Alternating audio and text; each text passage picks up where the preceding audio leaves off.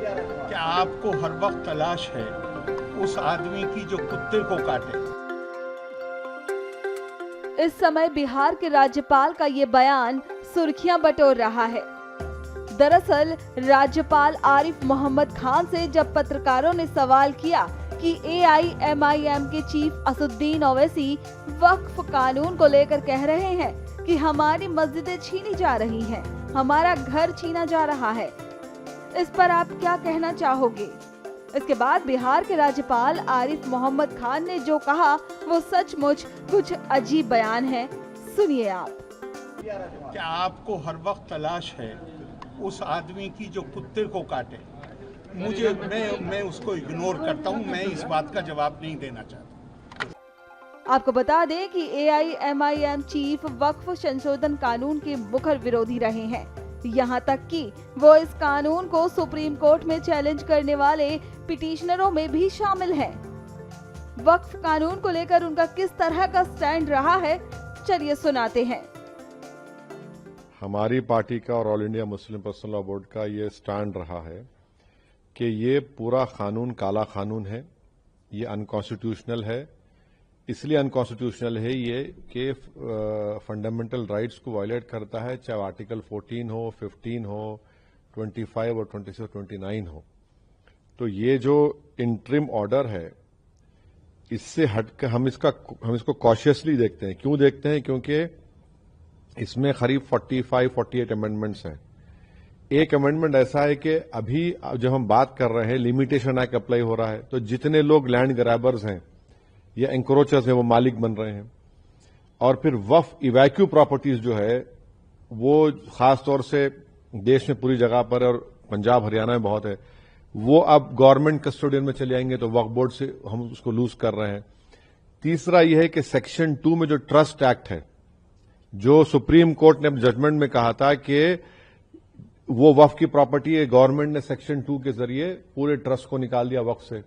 और इसका पहला फायदा होगा देश के सबसे बड़े दौलतमंद आदमी को, जिसने खोजा ऑर्फनेज पर अपना घर तामीर किया था, जिसका केस अभी सुप्रीम कोर्ट से है, तो सेक्शन 2 से उसको फायदा होगा। पूरे जो वक्फ जो ट्रस्ट है, उसको ट्रस्ट है बोल के वक्फ से निकल जाएंगे। चौथा यह है कि ये 5 साल का प्रोविजन है। कौन तय करेगा कि 5 साल से प्रैक्टिसिंग मुसलमान है? और अगर कोई महिला होगी तो उसका कौन तय करेगा? और जब वो 5 साल तक मुसलमान के वक्फ को नहीं दे सकेगी, दूसरे धर्म को दे सकेगी, तो ये तो नुकसानदेह है।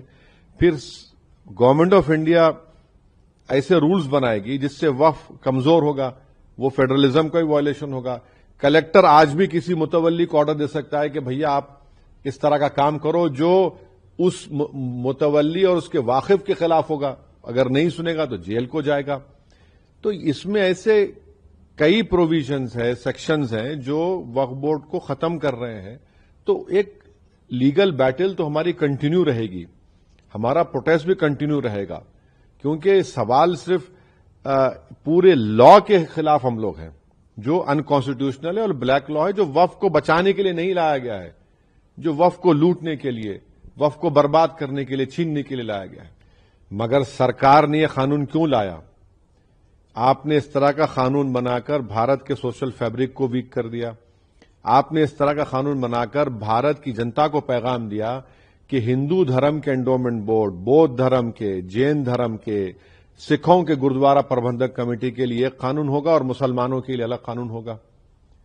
ये आपने किया ना काम, सरकार ने किया काम कि आपने बताया, ये नफरत की मिसाल आपने, डिस्क्रिमिनेशन की मिसाल आपने कायम की है।